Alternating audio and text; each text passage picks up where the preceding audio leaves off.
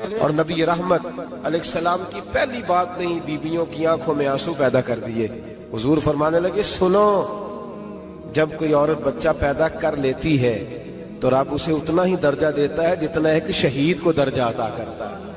اور فرمایا جب وہ عورت اس کا بچہ آ جاتا ہے، اب وہ رات کو روتا ہے، وہ اٹھتا ہے، پخانا اور پیشاب کرتا ہے، اپنے وجود کو آلودہ کر لیتا ہے، تو نبی پاک صلی اللہ علیہ وسلم فرمانے لگے وہ عورت یہ فکر نہ کرے کہ وہ دیکھو مرد تو آرام سے سویا ہوا ہے اور میں اٹھ کے بچے کو صاف کر رہی ہوں، پخانا پیشاب دھو رہی ہوں۔ میرے محبوب نے ہر مرتبہ فکر کو، حضور نے زندگی اس کے ہر شعبے سے تعلق رکھنے والے آدمی کو عزت دی۔ فرمایا بیبیو، جب تم رات کو اٹھ کے اپنے بچے کی خدمت کرتی ہو، دودھ ڈال کے دیتی ہو، پخانا اور پیشاب صاف کرتی ہو، تو فرمایا رب تمہیں اتنا ہی اجر دیتا ہے جتنا ساری رات مصلی پہ کھڑے رہنے والے عبادت گزار کو اجر عطا فرماتا ہے۔ اتنا اللہ تمہیں اجر دیتا ہے۔ ہر شخص کے حصے میں، ہر شخص کے حصے میں میرے نبی پاک نے عزت لکھی، ہر شخص کے حصے میں۔ رسول پاک نے وقار، رشتوں کو حضور نے اتنا مضبوط کر دیا، اتنا مضبوط کر دیا کہ رشتے رشتے نہیں درد بن گئے۔ ماں کا نام آتا ہے تو آنکھوں میں آنسو آ جاتے ہیں نا، ماں کا نام آتا ہے تو دل تڑپتا ہے نا۔ یار یہ انقلاب ہے جو میلاد والے رسول نے برپا کیا، ورنہ حضرت طارق ابن عبداللہ کہتے ہیں میں حضور کے اعلان نبوت سے پہلے بھی مکے آیا تھا۔ آپ فرماتے ہیں میں نے ایک بوڑھی عورت کو، ایک نوجوان کو گلے میں رسی ڈال کے گھسیٹ کے لے جاتے دیکھا، تو میں نے اس سے کہا کہ یہ کیا کر رہے ہو، کون ہے یہ بی بی، کیا مسئلہ ہے؟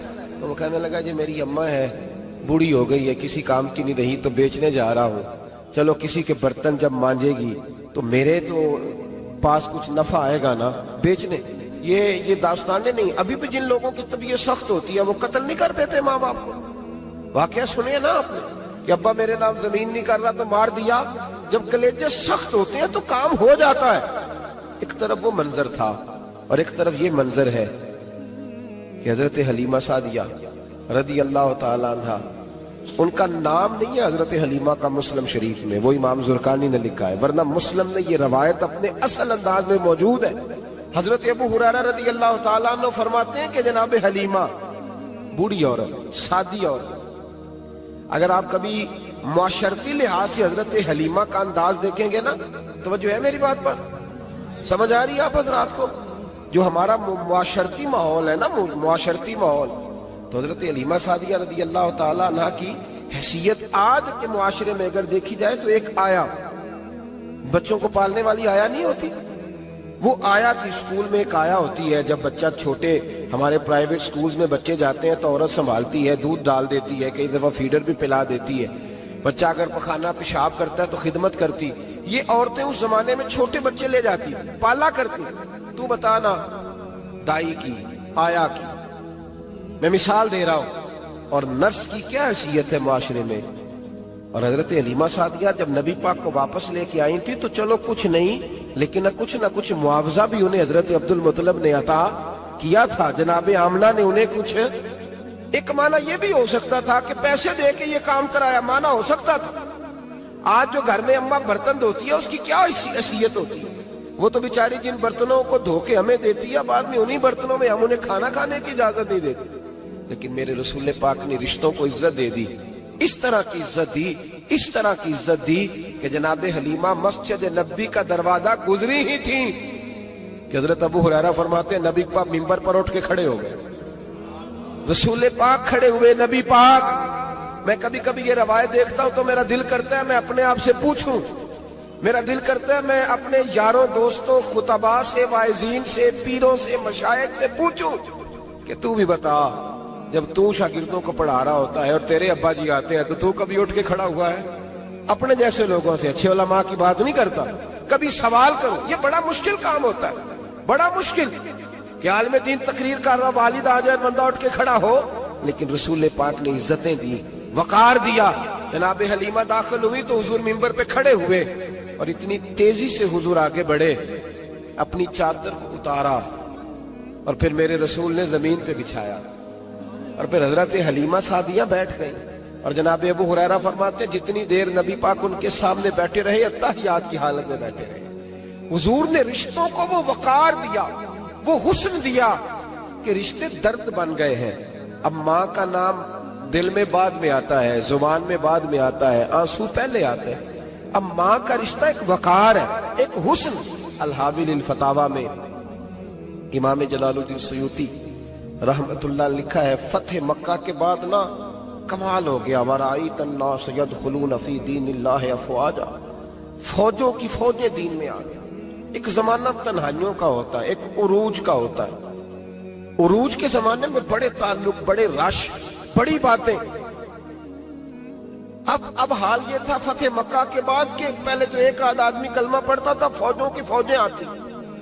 ایک دن نہ نبی پاک نماز پڑھانے آئے مسجد میں، میرے نبی پاک صلی اللہ علیہ وسلم نے مسجد میں آئے تو مسجد کھچا کھچ بھری ہوئی، گلیاں بھی بھری، 10,000 کے قریب لوگ مدینے میں جمع ہیں حضور کے پیچھے نماز پڑھنے کے لیے۔ پڑھیے صلی اللہ علیہ وسلم۔ نبی پاک صلی اللہ علیہ وسلم تشریف لائے نا، جیسے ہی مسجد میں داخل ہوئے تو 10,000 کا مجمع اٹھ کے کھڑا ہو گیا۔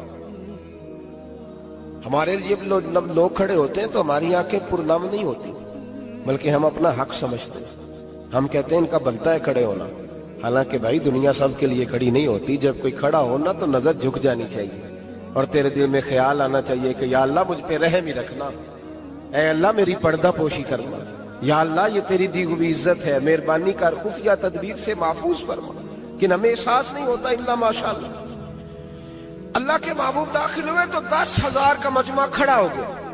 10,000 آدمی کھڑا ہو تو ایک کیف بنتا ہے، تو میرے جیسا آدمی تو ویسکوٹ سیدھی کرنے لگ جاتا ہے نا کہ بڑی شان ہے جناب، کالر ٹھیک کر لو، دستار سیدھی کر لو، کیا بات۔ اتنے لوگ بھی کبھی کسی کے گاڑی کے پیچھے بھاگے، لیکن نبی پاک کا انداز کیا تھا؟ رسول پاک کی آنکھوں میں آنسو آ گئے۔ 10,000 آدمی کھڑا ہوا، حضور رو پڑے، اور اتنا روئے کہ جناب ابو ہریرہ رضی اللہ تعالی عنہ فرماتے ہیں کہ میں نے نبی پاک کے سینے سے آواز نکلتی دیکھی۔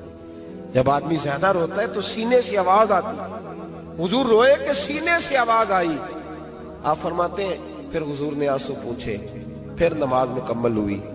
جب لوگ چلے گئے تو حضرت ابو بکر صدیق اٹھ کے قریب گئے، کہا یا رسول اللہ صلی اللہ علیہ وسلم آج کوئی وجہ نہیں تھی رونے کی، آپ آئے ہیں اور رونا شروع کر دیا۔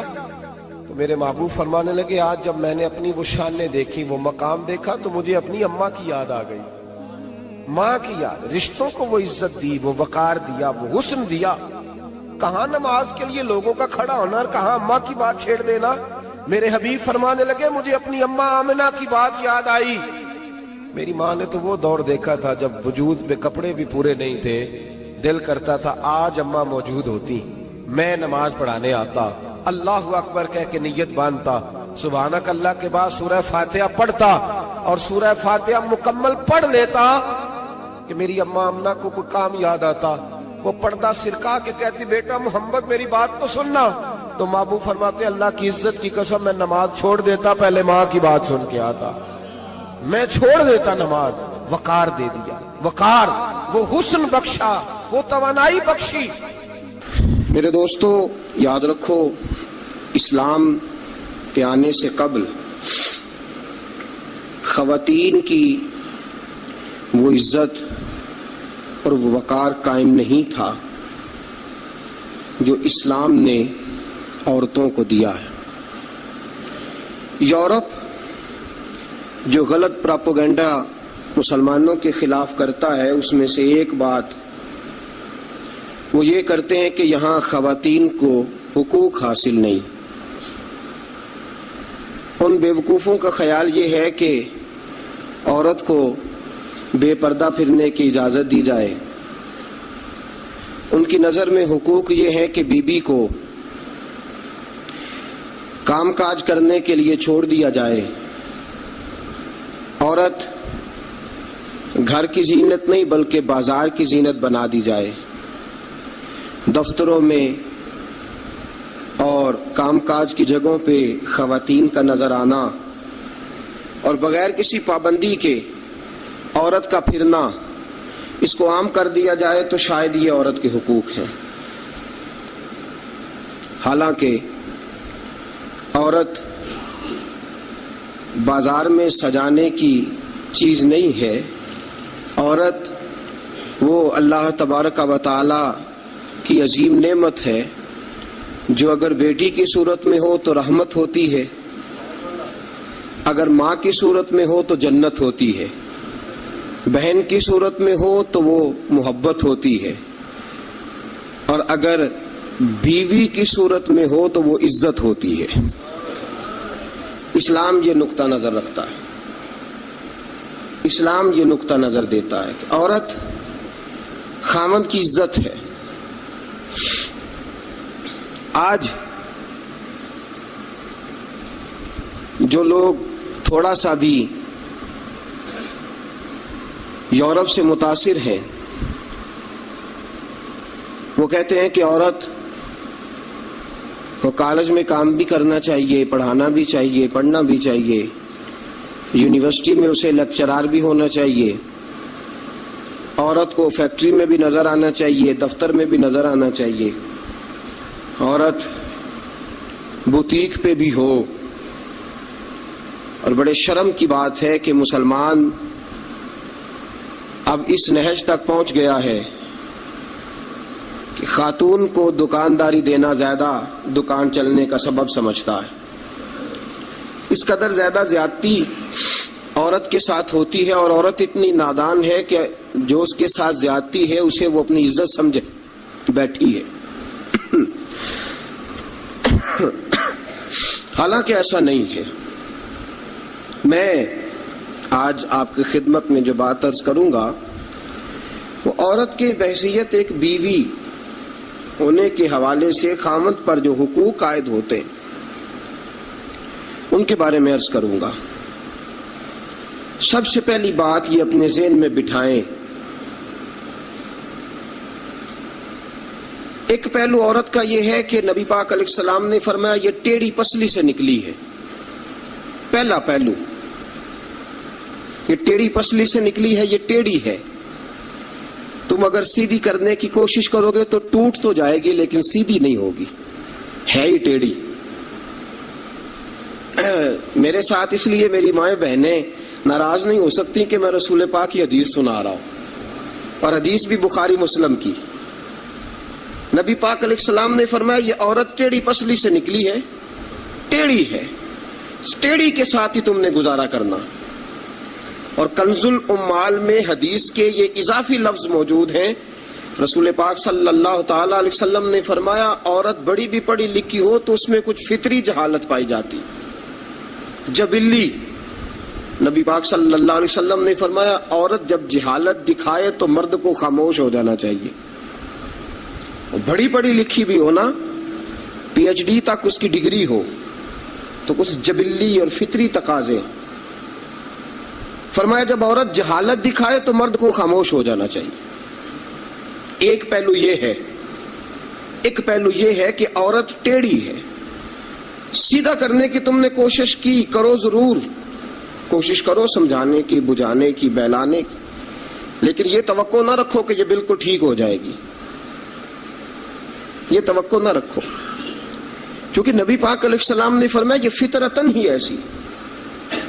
ایک پہلو تو یہ ہے، اور دوسرا پہلو یہ ہے کہ تیری بیوی وہ عورت ہے جو ماں باپ کو چھوڑ آئی ہے۔ یہ دوسرا پہلو، تیری بیوی وہ عورت ہے جو اپنے گھر بار کو چھوڑ آئی، بہن بھائیوں کو چھوڑ آئی، رشتہ داروں کو چھوڑ آئی، تیری خاطر جہاں پلی تھی، بڑی تھی، رہی تھی، جوان ہوئی تھی، جہاں اس نے ناز دیکھے تھے، محبت دیکھی تھی، خلوص، اپنے وہ سارے چھوڑ آئی ہے۔ اب وہ تیرے گھر میں آئی ہے، تیرے علاوہ اس کے لیے سارے غیر ہیں، تیرے علاوہ سارے غیر ہیں اس کے۔ ایک بات یہ بالکل بجا ہے کہ عورت ٹیڑھی ہے۔ دوسرا پہلو یہ ہے کہ تیرے لیے قربانی بڑی دی ہے اس نے، تیرے لیے اس نے بڑا کچھ چھوڑا۔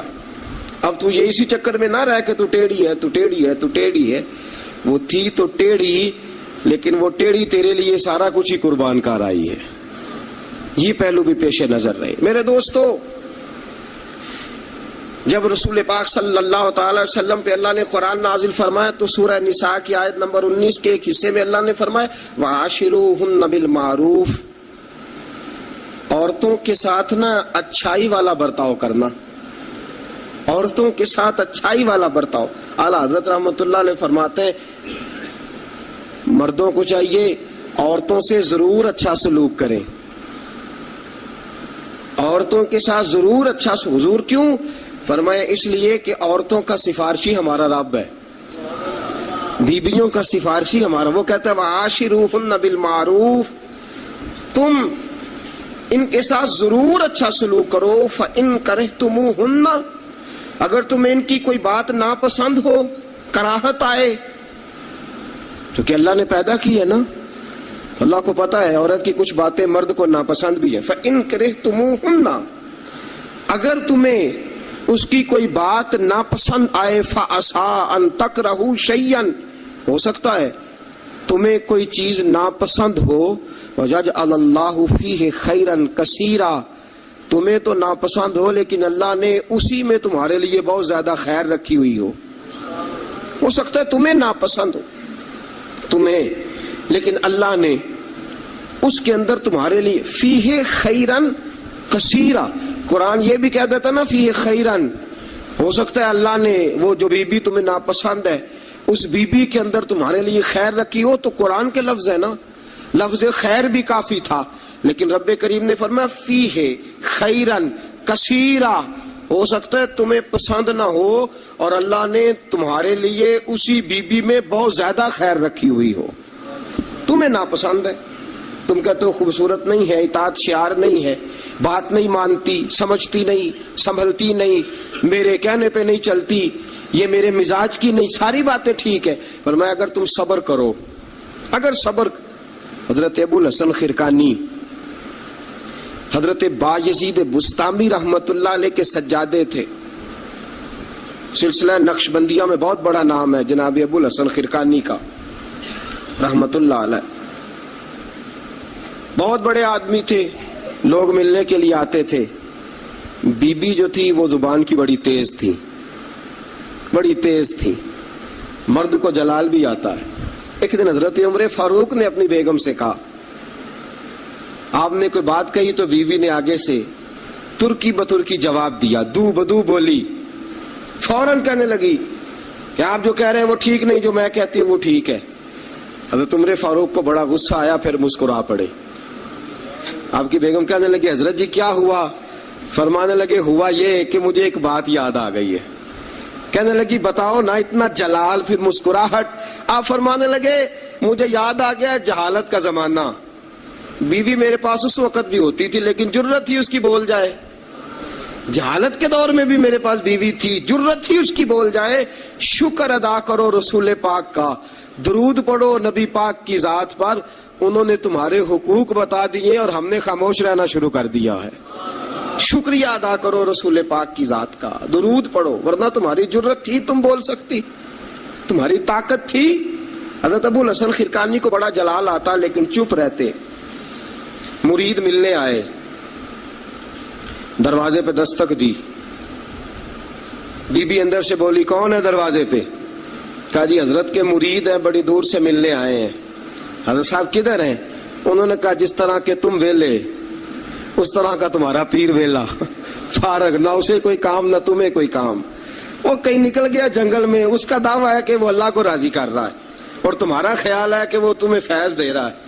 مجھے نہیں پتا, دوبارہ دروازے پہ دستک دی تو بڑی بری پیش آؤں گی, دوڑ جاؤ.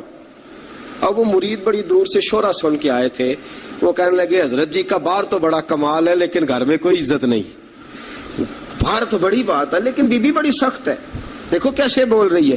حضرت صاحب جنگل, کسی سے پوچھا حضرت کدھر ہے؟ کہا جناب وہ جنگل میں عبادت کرنے گئے. وہ بندہ جنگل کی طرف گیا, رات کا وقت تھا, شام ڈھل چکی تھی, رات ہو رہی تھی. حضرت ابو الحسن خرقانی رحمت اللہ علیہ شیر پہ بیٹھے ہوئے, شیر کے اوپر سواری کر رہے ہیں اور شیر آپ کو گھر چھوڑنے آ رہا ہے. وہ شخص ڈر گیا. آپ فرمانے لگے کیوں ڈرتا ہے شیر سے؟ مجھے ذرا آج ذکر میں دیر ہو گئی تھی تو یہ شیر میرے پاس کھڑا تھا, میں نے کہا یار مجھے گھر چھوڑا, اس کی مہربانی ہے. اور اگلا جملہ بڑا شاندار ہے. آپ فرمانے لگے جو اللہ کی اطاعت کرتا ہے ساری مخلوق اس بندے کی اطاعت کرتی ہے. وہ بندہ کہنے لگا حضرت صاحب فضول بات کر رہے ہیں, اگر ساری اطاعت کرتی ہے تو بیوی کیوں نہیں کرتی؟ دل میں خیال آیا نا، وسوسہ آیا کہ اگر ساری جو اللہ کی جو بندہ اطاعت کرے، اب شیر پہ بیٹھ کے نصیحت کر رہے ہیں اور دل کے اندر سوچ رہے ہیں کہ عجیب عالم ہے، عجیب معاملہ ہے کہ شیر بات مانتا ہے، شیر کو رام کرنا، اور شیر وہ ایک دفعہ چڑیا گھر کا شیر کھل گیا تو اعلان ہو گیا جی سارے لوگ دوڑ جائیں. شیر کھول گیا تو دوڑ گئے تھے سارے، میں بھی تھا، دوڑ گئے. تھوڑی دیر کے بعد اعلان ہوا جی شیر پنجرے میں قید کر دیا گیا. شیر بڑی بات ہے نا، درندہ ہے، بچنا چاہیے، جان بچانا فرض ہے. ایک بندہ شیر پہ بیٹھا ہے اور گھر کا حال یہ ہے کہ بی بی اتنے سخت جملوں سے اس کا تعارف کراتی ہے. حضرت ابو الحسن خرقانی رحمت اللہ علیہ اس کے دل کی بات جان گئے. فرمانے لگے اللہ کے بندے، میری بیوی بڑی سخت ہے، بڑی سخت ہے. تیرے دل میں یہی خیال آ رہا ہے نا کہ یہ حضرت اتنی شان ہے کہ شیر کو رام کر لیا، ایک بی بی ان سے رام نہیں ہوئی. میری بیوی بڑی تلخ، بڑی سخت ہے. آپ نے فرمایا اللہ کے بندے، کئی بار میں نے سوچا چھوڑ دوں، پھر مجھے ترس آیا کہ یہ کہیں گزارا نہیں کر سکے گی، یہ تبن ٹھیک نہیں، اس کا کہیں گزارا نہیں ہوگا، لوگ ظلم کریں گے، میری طرح کوئی بھی برداشت نہیں کرے گا. فرمایا میں نے اپنی بیوی کے ساتھ نرم رویہ رکھا ہے، حسن اخلاق کرتا ہوں، اللہ اس کی برکت سے مجھ پر کروڑوں رحمتوں کا نزول فرماتا ہے. اور فرمایا یہ جو مخلوق میری بات مانتی ہے نا، شیر میری بات مانتا ہے، یہ بھی اس لیے مانتا ہے کہ میں اپنی بیوی کے ساتھ محبت کا انداز اختیار کرتا ہوں. وہ نادان ہے، بیوقوف ہے، اس کی عقل آدھی ہے، بات کو سمجھتی نہیں. اللہ نے اسے جبلن فطرتن ایسا بنایا، میں اس نے سلوک کرتا ہوں، میں اچھا برتاؤ کرتا ہوں تو اللہ میرے اوپر رحمتوں کا نزول فرماتا ہے. بات یاد رکھیں، میں اختلاف نہیں کرتا، عورت کو مارنا جائز ہے، مرد اسے مار سکتا ہے. اگر بات نہ مانے تو نبی کریم صلی اللہ علیہ وسلم نے فرمایا نہ مانے تو پہلے بستر الگ کر دو، اگر پھر بھی نہیں مانتی اس سے الگ ہو جاؤ، لیکن گھر کے اندر پھر بھی بات نہیں مانتی تو اس طرح مارو کہ نہ اس کے چہرے پہ اور نہ اس کے وجود پر زخم آئے، اتنی کم ضرب لگاؤ. تادیباً تنبیہاً مارو، مارنے کے لیے نہ مارو کہ جس طرح مارا جاتا ہے جانور کو یا مارا جاتا ہے جلال میں، تنبیہاً تادیباً، اس طرح نبی پاک علیہ. لیکن سید عالم صلی اللہ تعالی علیہ وآلہ وسلم نے یہ ساری باتوں کی اجازت دی. لیکن میرے دوستو اجازت دی ہے، اجازت اور ہے، لیکن میرے محبوب کی سنت اور ہے. اجازت اور ہے، سنت اور.